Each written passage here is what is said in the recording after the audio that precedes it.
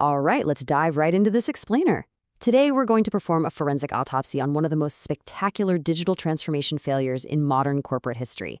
We are looking at General Electric, a legendary American titan that tried to pivot from a traditional manufacturing giant into a top-tier software company. And well, they crashed incredibly hard. Just look at the sheer scale of this crash. I mean, by October 2018, this 128-year-old icon was bleeding billions in shareholder value. The stock plummeted from over $30 a share all the way down to nearly $10. It got so bad they actually had to slash their quarterly dividend to just a single penny. This massive, unprecedented destruction of value is what sets the stage for our investigation today. Part 1. The investigation. How did we get here? So to figure out how a company with a century of dominance and literally over 150,000 patents ended up on corporate life support, we have to look back at former CEO Jeffrey Immelt. He had this grand ambition to dominate what's known as the Industrial Internet of Things, or IIoT. You see, Immelt realized a fundamental truth pretty early on. The data generated by industrial machines was rapidly becoming way more valuable than the hardware in itself. If GE could just embed sensors into their turbines, locomotives, and jet engines, they could use advanced analytics to predict maintenance, save fuel, and just completely optimize performance across the globe. And Immelt's commitment to this vision, it was absolute. He poured a staggering $4 billion into building a brand new division called GE Digital. He even headquartered it out in San Ramon, California, right near Silicon Valley. The goal wasn't just to be a slightly better industrial company. No, GE explicitly aimed to become a top 10 software company in the world. And this really illustrates the core motivation behind that massive $4 billion bet. It basically all comes back to the classic Microsoft PC analogy. Think back to the 80s. Microsoft completely dominated the PC ecosystem because they owned Windows, the universal operating standard. GE wanted to build an industrial platform called Predix to be the Windows of the industrial world. They knew that if some third-party tech firm captured the analytics layer first, GE would be forced into joining someone else's platform. They'd completely see their maintenance and equipment value to a brand new tech gatekeeper, and they absolutely could not let that happen. But here is the catch. Trying to own this space meant jumping into a brutal winner-take-all battle against the most formidable, resource-rich tech giants on the planet. GE was suddenly trying to out-innovate Amazon, Google, IBM, and Microsoft, who, by the way, was pouring their own $5 billion into IoT. Essentially, GE was bringing industrial scale to a fight that required native software agility, and that immediately set the stage for severe friction. Part 2. The implementation reality. Execution gaps. Because, as you might guess, building the vision is one thing. Actually deploying it across a sprawling legacy conglomerate is something entirely different. GE faced massive internal roadblocks practically from day one. You had a deep, fundamental cultural clash between the new Silicon Valley tech hires out in San Ramon and the veteran GE staff. There was intense resistance from legacy IT teams who were very used to running their own specific systems. Compounding all of this were crippling software glitches in the Predix platform itself, mostly from complex legacy integration issues. It actually got so bad that GE had to institute a literal timeout on the rollout in 2017. And this was only made worse by a highly disruptive mid-course pivot to move hosting over to Amazon Web Services and Microsoft Azure. Part 3. Selling the unsellable, a cultural mismatch. Now here's a crucial point. Even if the Predix software had worked flawlessly right out of the gate, GE still possessed a fundamental organizational mismatch. For decades, GE's brilliantly technical sales force excelled at selling boxes, tangible physical hardware like turbines, along with the standard maintenance contracts. But this new digital strategy required them to sell outcomes-based deals.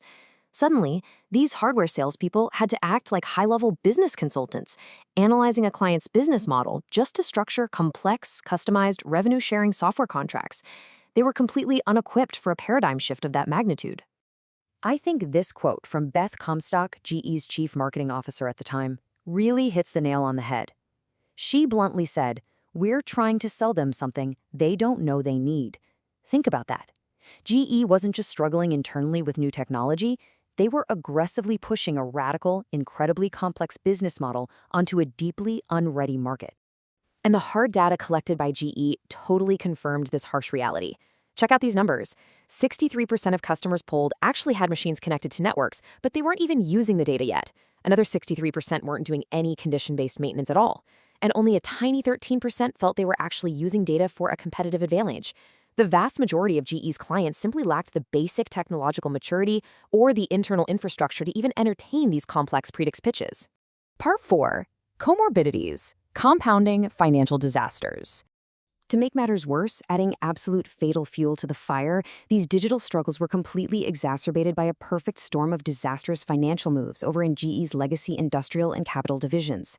Looking between 2016 and 2018, GE's operating income plummeted deep into the red. A massive chunk of this was driven by catastrophic timing in their core business.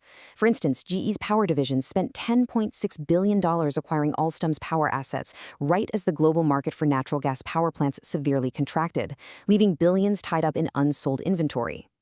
At the exact same time, the ghosts of GE Capital's past came roaring back to haunt them. For years prior to the 2008 crash, GE Capital operated as a highly lucrative shadow bank, but the long-term consequences finally caught up with them. We're talking about a complex web of black box accounting and nasty legacy liabilities tied to subprime mortgages. This sparked deep SEC accounting investigations, a massive $1.5 billion DOJ fine, sudden multi-billion-dollar liability charges, and ultimately severe credit downgrades that just completely crippled the company's balance sheet. So the sheer weight of this compounding, multi-front crisis totally fractured the company's foundation. What happens when your stock price collapses, your digital transformation stalls out, and your core business is hemorrhaging cash? It triggers a high-profile, devastating exodus of executive leadership. The absolute chaos at the top here is honestly staggering. Between mid-2017 and late 2018, GE experienced a total leadership wipeout. You have the CEO of GE Power retiring, followed a few months later by Jeffrey Immelt stepping down. The CFO leaves right after that. Immelt's successor, John Flannery, he's ousted after just 14 months on the job. And by December 2018, Bill Rue, the head of GE Digital, departs. All of that happened in just an 18-month window. Part 5. The final diagnosis. Bringing this autopsy to a close, what should you actually take away from this staggering corporate collapse? Well, the breakdown really distills into 3 hard truths. Number 1, building and defending a winner-take-all software platform against giants like Microsoft and Amazon is a fundamentally different sport than manufacturing and maintaining hardware. Number 2, you can pour billions into aggressive modernization, but it will fatally backfire if your internal culture and your legacy sales teams simply cannot support the pivot. And number 3, your vision might be absolutely right, but market realities and your customers' actual readiness will always dictate the ultimate speed of your transformation. And that leaves us with one final, pretty provocative thought to chew on. When a century-old legacy industrial company sees the digital wave coming, tries to forcefully graft a tech startup mentality onto its existing culture, and then tries to rush an unready market, are they just destined to crash? It's a multi-billion-dollar question that every single legacy enterprise is going to have to answer eventually. Thanks for joining me on this explainer. I really hope this helped unpack the complexity behind the headlines.